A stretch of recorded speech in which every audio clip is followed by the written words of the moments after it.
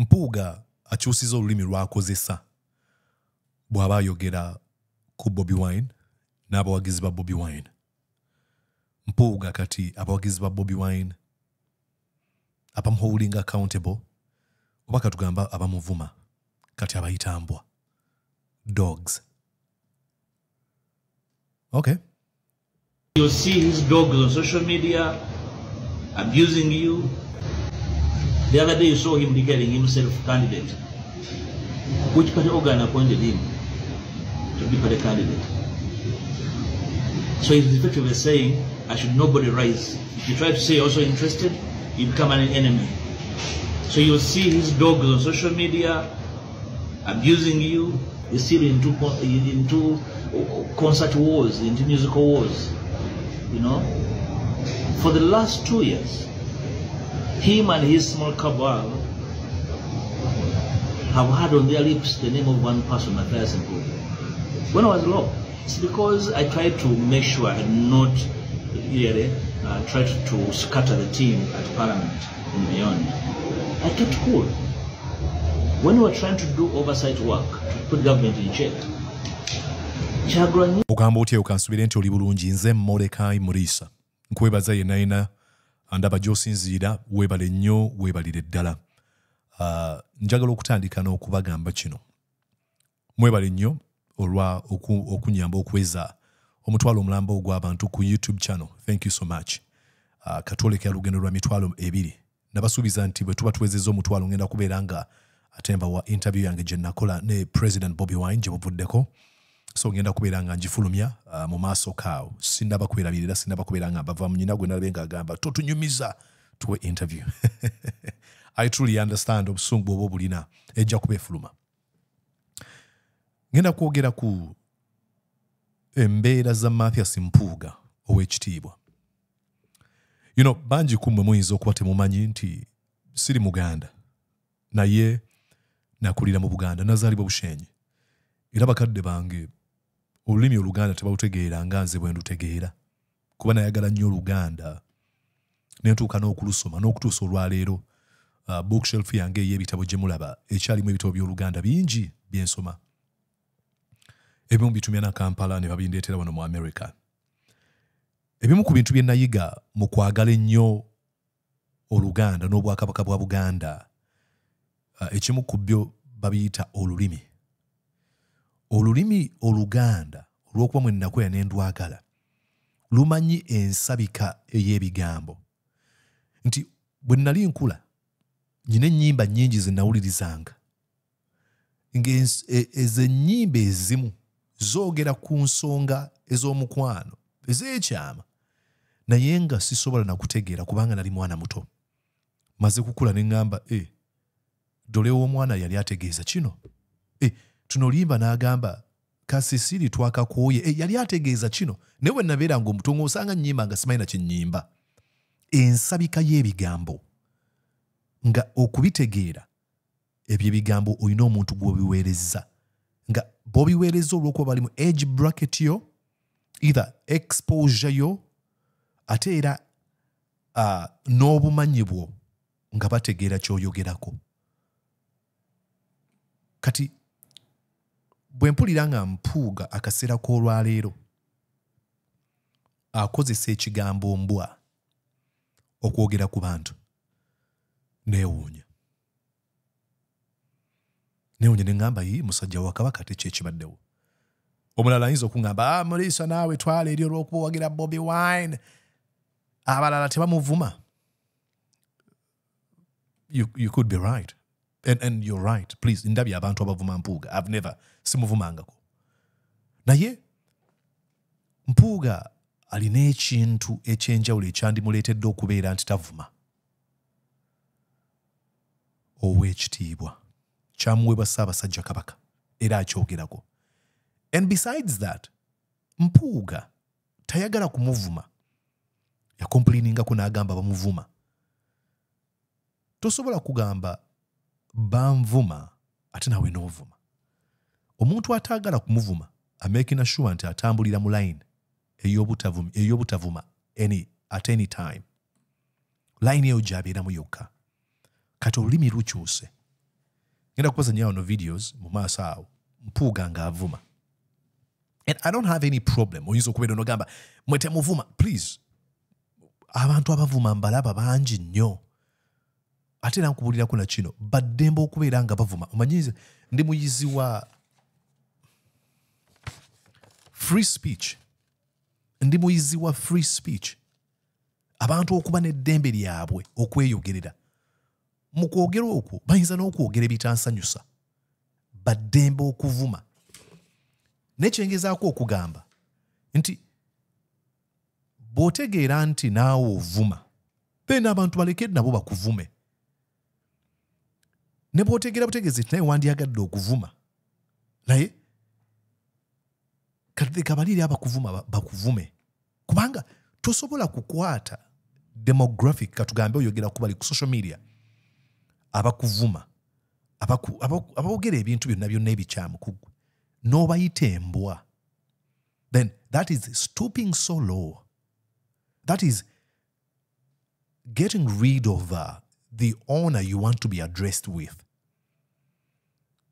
Tanyo bagamba nti tusobola okusaaga, we can have jokes ng'abantu, but there's a line we do not cross. Tinso okusaaga naawe ningamba oli mwana laba ekisaati kyambadde ekisaati ekyo bannange nga kinene kyonna yakigula mu katale bakigula nusu 10. Omuntu gwe maasaga nayo yo bw'atandika n'agamba kituufu ekisaati ekibi nnyo wabula tukwata akambi tumusaleko omutwe. What? Awo engambira ate kati okusaaga kukome awo tuba tucrossing the line.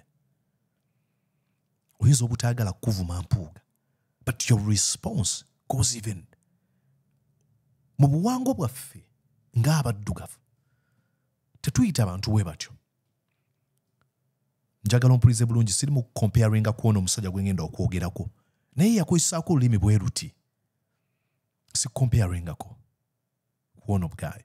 Adolf Hitler yakwata abajju n'abayita emmese n'abayita ebiyenje. Bw'ovuma abantu n'ogamba ogenda kulaba embwa ze nga zikuvuma ku social media obeera osse nnyo Mathias Mpuuga.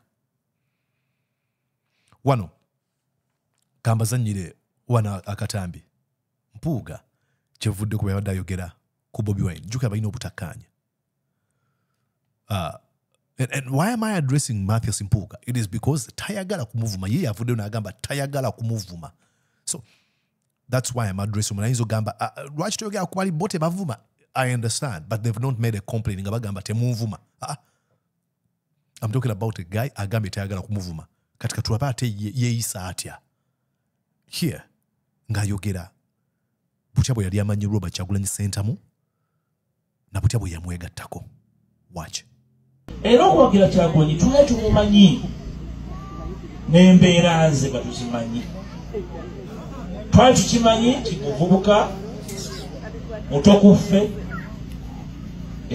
obuyivu bwe bukakkamu ebyobufuzi tabimanyi byonna twali tubimanyi. Era tukimanyi bulungi nti yakava mu bidongo n'embeera z'ebidongo. Era tukimanyi nti olumu asiimuukamu byonna nga tubimanyi.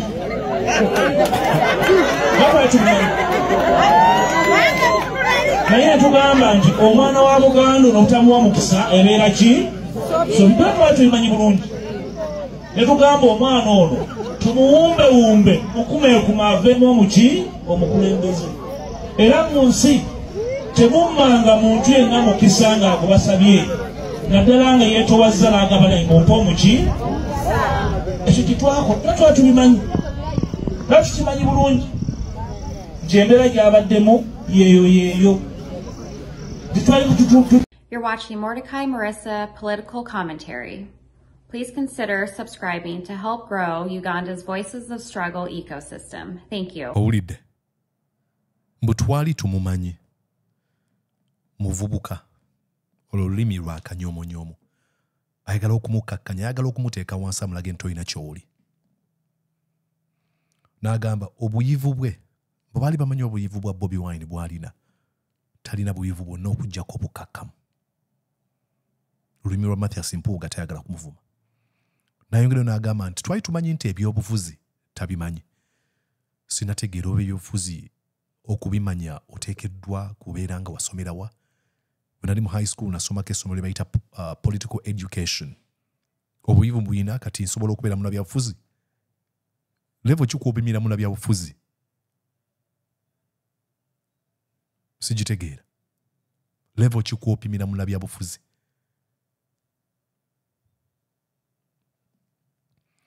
Tugende mu maaso n'agamba nti yali yakava mu bidongo n'embeera z'ebidongo. Really? Luno olulimi olugezaako okukakanya ekitone kya Robert Kyagulanyi Ssentamu.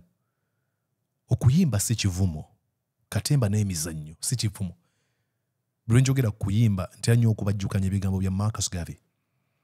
Yagamba nti a civilization is not complete without its art, the highest form of expression of human intelligence. Nti obugunjufu tebuggwaayo singa buleka ebiyiiye emabega. Mu biyiiye mwe tulagira obukulu obw'oku ntikko obw'obugezi bw'abantu.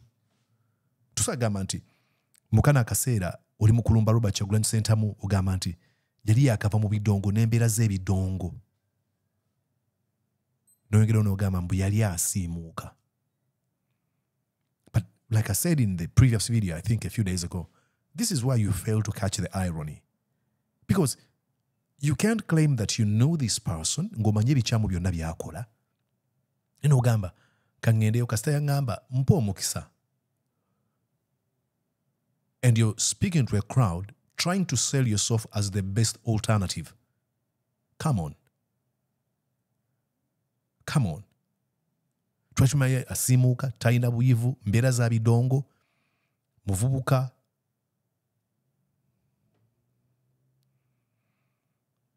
N'ogamba mbu omwana. You address him as omwana. Tugamba omwana ono.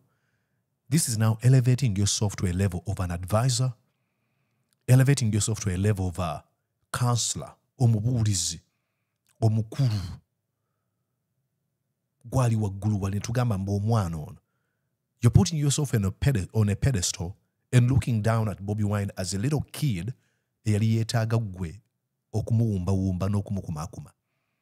This is the language you're using. But remember, toyagala kukuvuma. But you're willing to employ this language against your political opponent.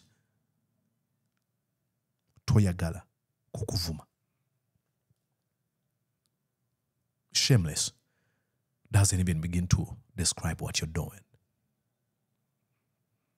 And on another platform, wagena maso era novuma Bobi Wine. Kuluno wagamba bwote. Naye mu palamenti yaffe mwe muli n'abaka abayise ebintu nga tebabitegedde. Ne batuuka ne bagamba nti ebintu twabiyisa ddi. Mugamba abantu abaagala obukulembeze bafuluma amabala gaawo kunywa omwenge okutamiira bave ku njaga bave ku mmiini nga kabaka bwe yabagamba. Buli ayagala obukulembeze essaawa 24 agoberera. Essaawa 24 tosobola kukulembera banno oyagala kukyusa ggwanga. Bwe twagala okujja ku buyinza tagenda mu bbaala tanywadde wayini. Abalala boogera tumanyi kye balidde oba kye banywedde. Mwagala kukyusa ggwanga. Abaana batwogereko ebyensumattu abaana be tuzadde. Tulina wano ababaka bagumu nga luguuno. Lumu yajja n'ambuuza nti we abasajja balese ekipapula nti tusseeko nkonto kuggyeko obwesige. Naye nali mu paabiri kaduyisa budget. Abalisa ekipapula balya mmere ki? Ne mugamba wange abantu balya ebintu bingi simanyi bibagaaya.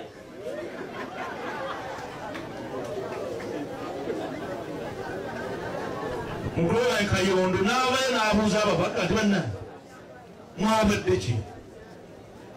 Ssegola n'anyiiga nnyo n'abaliisa abeewaabwe.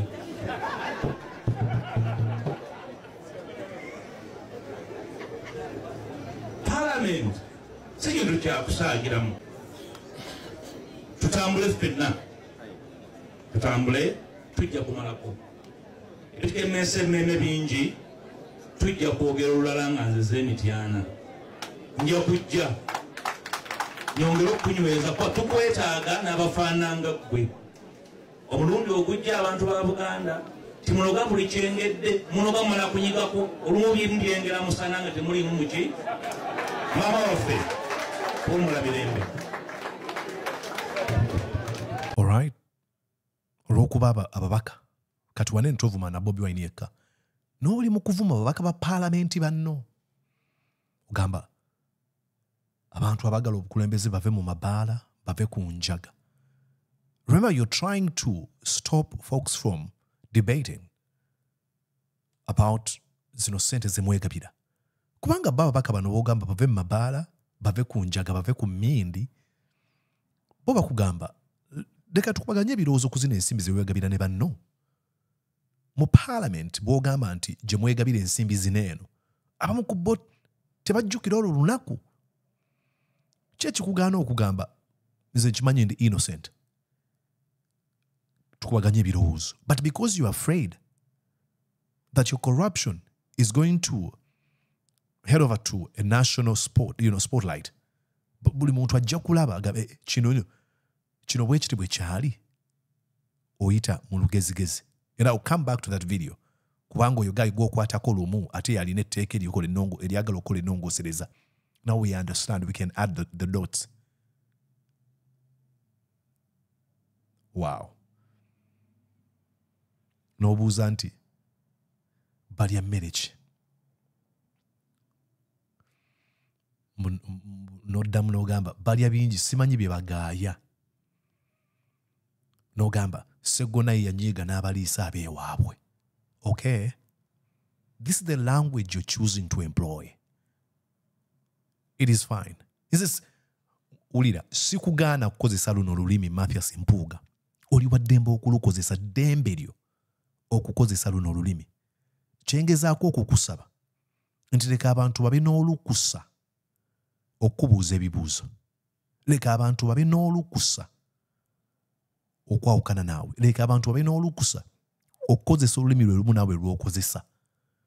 Tosobola kukozesa luno olulimi ate n'ogaana abalala okulukozesa. The next time, I hope Bobi Wine bw'akuyita embwa togenda kunyiiga. Sigenda kuyita mbwa, sigenda kuvuma, sigenda kuwemula. Naye okukulonda, that is my prerogative. Kulonda kwange kwensazeewo ne ngamba, I'm not going to use this language against Mathias Mpuuga. But I do not speak for the rest of other folks. I do not decide for them. I do not control them. I do not buy data oba amasimu ge bakozesa. Baddembe okukola kye baagala okukola kasa kibanga tekikosa mulala oba kumuteeka mu buzibu oba omuleetera okufa. Nga bwe ngambye ekitabo kino eddembe ly'omuntu okweyogerera nze nnyinza obutasalawo ziringa ennyimba. Oli baddembe okuyimba oluyimba enkudi yasuzaazina bwe yakoze enkudi stuff like that. Kyokka oli waddembe naye okuyimba oluyimba nti nzaani ali kino kyendi nzaani ayogera ne bawulira. Era buli muntu n'alekera munne eddembe lye. Oli n'ategeka ekivula abaagala okugenda mu nkudi ne bajjula n'owa kamutendereze Mukama ne bajjula. Kye njagala nti bw'osalawo okukozesa luno olulimi toddamu complaininga. Abantu singa bakozesa olulimi lwe lumu lw'okozesezza mukulu Mathias Mpuuga. But omanyi he's still into the concert, the music wars, the concert wars. Bw'agambye mu eri video gye nsoose okuzannya. N'ogamba nti abantu bakulwanyisa okumala emyaka 2 ng'oli leader of opposition. Argument Jowa kuba tukubuuza nti lwaki tewayogera. N'ogamba I did not want to scatter the team. That's a big lie. Because what you're doing is actually dangerous than what you didn't do or you wish you would have done. Because now you're scattering the opposition team, attacking and disparaging the most popular opposition figure in Uganda. So what do you think is damaging? More damaging. It is very sad that you even have to come here and explain. But this is where you're headed. You're digging a rabbit hole and you're going down there. Oyinza obutavaayo. Oyinza obutavaayo. Look, nga bwe ngambye sigenda keera lunaku lwonna nkuvume. But do not be surprised ng'abantu bakuvumye. Sinze abasalirawo. And on the other side, while you think that you are very smart, you are an expert in the politics of our country or probably global politics, geopolitical affairs, there's someone who doesn't believe so. Retired former judge on the Supreme Court of Uganda, George Kanyihamba. At one time, your name was mentioned. He was very angry. Now, how would you describe George Kanyihamba?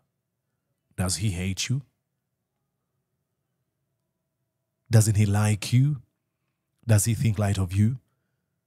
But because he believes you cannot do what you claim to, to have authority over. So, Mpuuga, the reason that's why I made this video is to tell you, osazewo kugenda kuluno lugudo, it is fine. I hope you don't complain again. Here is Kanyihamba complaining. So your leader, Kyagulanyi, is more honest, more principled than you, so-called lawyer Mpuuga. You are a coward. You are an opportunist. And the sooner you resign as leader of opposition, not only as leader of the opposition, but as a member of NUPE, the sooner the better to this country will be off. Katonda one. Okay. What is going to this country? Mpuuga, are you a lawyer or a speculator?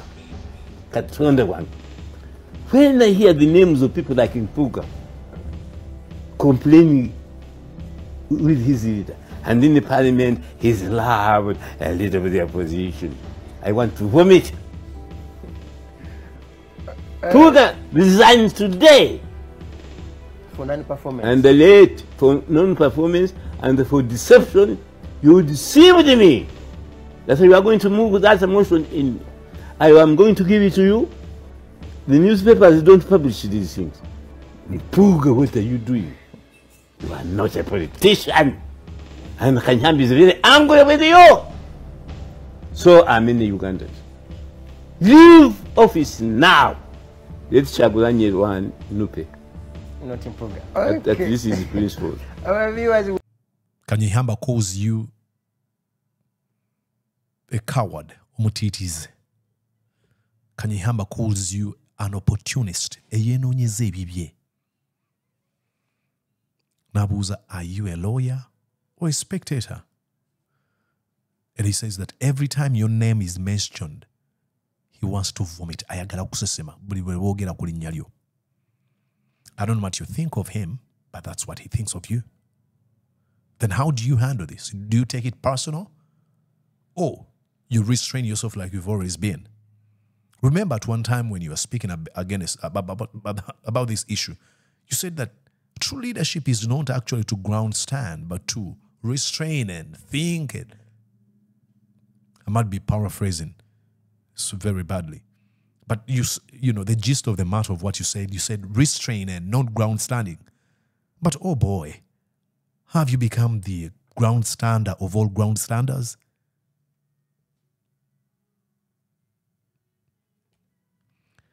Anyways, that's what I wanted to give a comment about. My name is Mordecai Murisan. I do really appreciate you so much for all you have done, keeping your eyes here.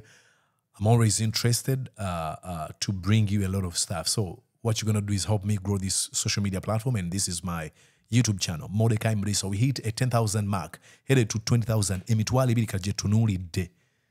Osobola okunyamba okukikola. But one of these days, mbasuubiza interview again kubeera ng'ejja. Si interview no ya President Yokayoka n'endala zijja. I want to tell Mathias Mpuuga nti buli olaba omuntu ng'ayambadde enkofiira eno n'akuvuma aba si Bobi Wine. At least you have seen me with Bobi Wine emirundi egiwera, like you have seen me with other leaders. Naye Bobi Wine tantumangako sirina. I do not. Bobi Wine tangamba nti Mulisa kola kino munvumira ono. No. I choose what I want to do with my own life. And sometimes if I say things byotagala, Bobi Wine si abantu mye. Bobi Wine talina buyinza kubawagiza abasangibwa mu Middle East, abali South Africa, abali mu London, abali mu America, oba North America, abali mu South America, oba abali wonna Sudan. Olaba nyina abantu abanvuma ku mitimbagano. Sina budde buddaawo. Bambajjalaga olinga kino, okay. That's what I've chosen. But sigenda kubagana. Hey, bobo ndaba ng'oyagala kunvuma, please go on. I mean, nvuma. Oba mpemula. Wali busibo. Sigenda kuyimiriza nti, hey, lwaki onvuma. Please, you can. You have the right to do so. Nzakukiriza. Mpuuga. Come on. Anyways, please subscribe and I'll be talking to you soon. I am trying to gather a few gadgets, more gadgets, okulabanga studio enywerera ddala. So one of these days ogenda kubeera ne best setup. Nja kukulambuzaako ku byenkola. Obeerenga obiraba byonna. So nkwagaliza okubeera obulungi, weeraba. Did you enjoy what you just watched? I'm going to guess that you did. How about you consider subscribing to Mordecai Marissa YouTube channel? Thank you.